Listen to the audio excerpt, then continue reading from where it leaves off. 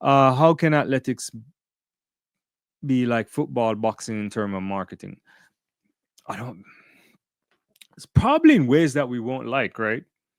You need more breakaway, more radical approaches. So in a way, because track and field is generally structured, at least on the circuit level, around Diamond League stuff, which is sanctioned obviously by World Athletics. So they're lockstep together.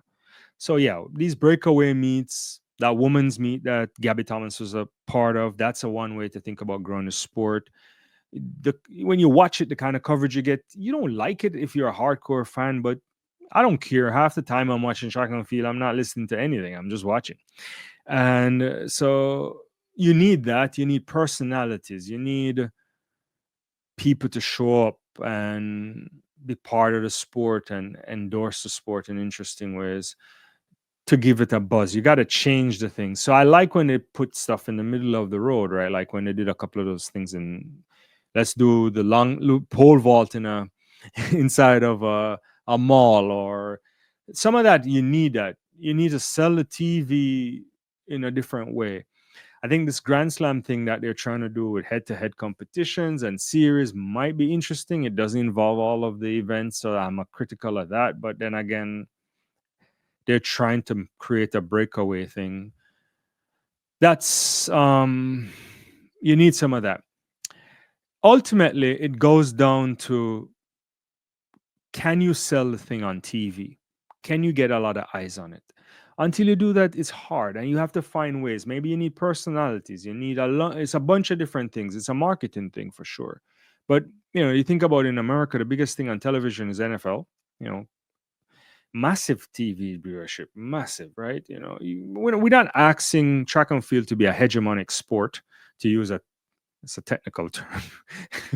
I was just teaching this the other day, but it's big enough in terms of access. So it's a sport that most people can do, and it has variation on a bunch of different events. So as a spectacle, it's fantastic. You go and you watch it. It's a hard sell, though. I've said it on the channel. It's easy to sell 100 meters. It's easy to sell 200, 400. It's harder to tell someone that this guy threw 24 meters over a shot put, or how ridiculous it is to jump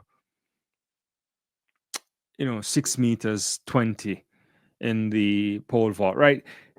In your mind, it's harder to sell that. Like the variation on jumping 8 meters 30 versus 8 meters 70 or 891 is massive, right? But as explaining that to regular folk and communicating that is interesting. So I don't know. But they have to work on it, because it should be bigger, or maybe because I'm biased, but yeah. And it's only marketed around Olympics. And this is the biggest thing that I hate about why we haven't capitalized. If it was a side sport during the Olympics, I could buy it and I would just sit in my corner and like, track and field should just take what it gets. But it's the biggest spectacle of the Olympics, of the Summer Olympics. I don't care. The numbers show this. The viewer, the bums in seats show this. Obviously, they have it in a stadium, so they have an advantage. But it's there. So something needs to be done.